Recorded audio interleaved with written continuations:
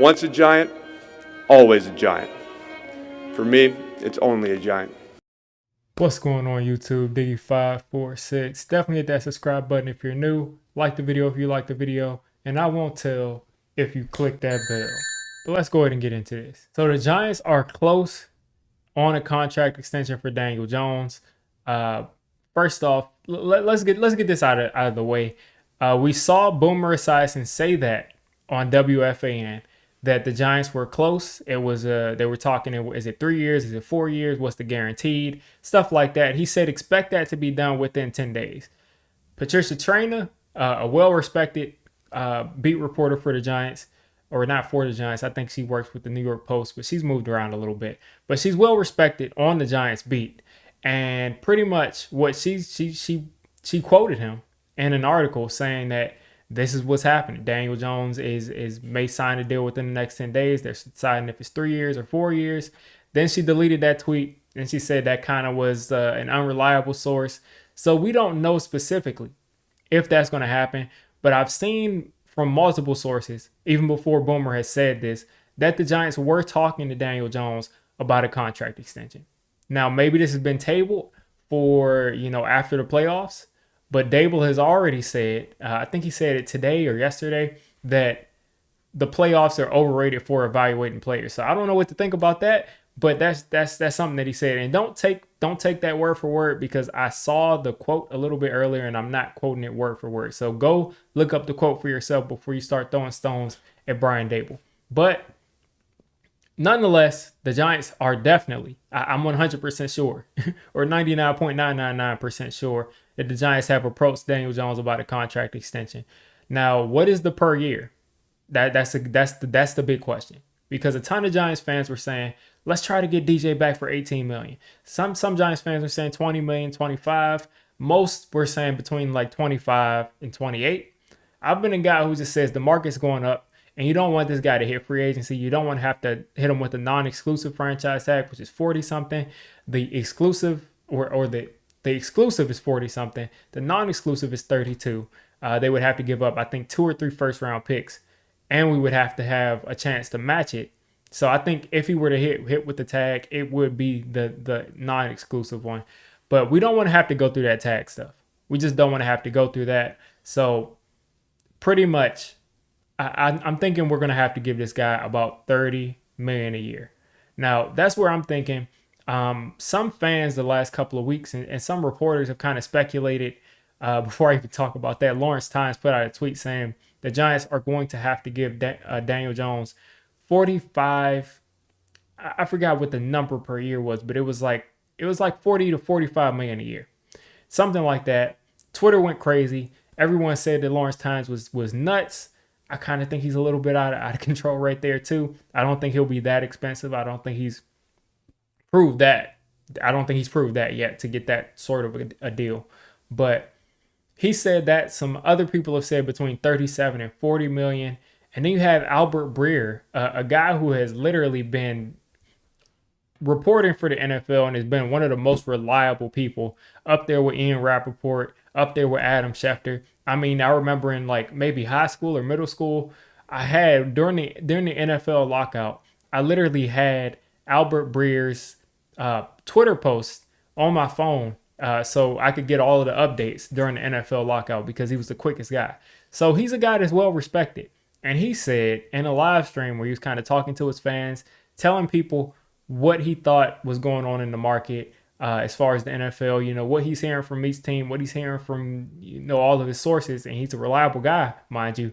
He said that Daniel Jones is going to be a BandAid sort of deal. So BandAid, the way I'm kind of perceiving that, is that he's saying that Daniel Jones is going to be a BandAid for a new quarterback. Now, he's a reliable guy, and I'll get to my opinion on this, but he's saying that he's going to be a Band-Aid for a new quarterback. And he's saying that the contract should be about $15 million a year. So that number seems very low to me, even for a stopgap quarterback in this market. You would think it would be maybe 21, 22.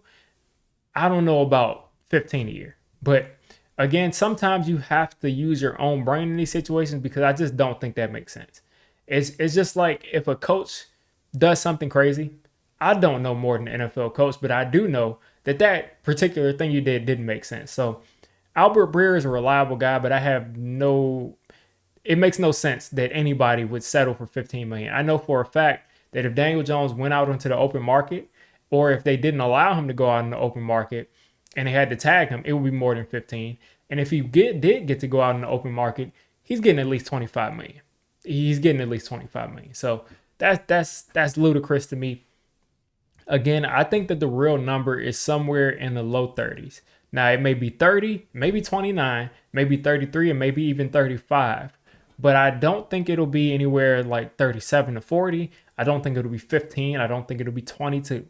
I mean, you got people on two completely different sides where they think Daniel Jones is going to take $20 million or $15 million a year when the top elite guys are getting paid 50, 45 to 50. You got Dak making 40 a year, and he's had a horrible year this season. You got a ton of people making a bunch of money, and I just don't think Daniel Jones is going to want to take less than half of 40 million, because you can say that Dak is the better quarterback, even though he hasn't had a better year this year. But even if you want to say Dak is the better quarterback than Daniel Jones, is he more than double as good a quarterback as Daniel Jones?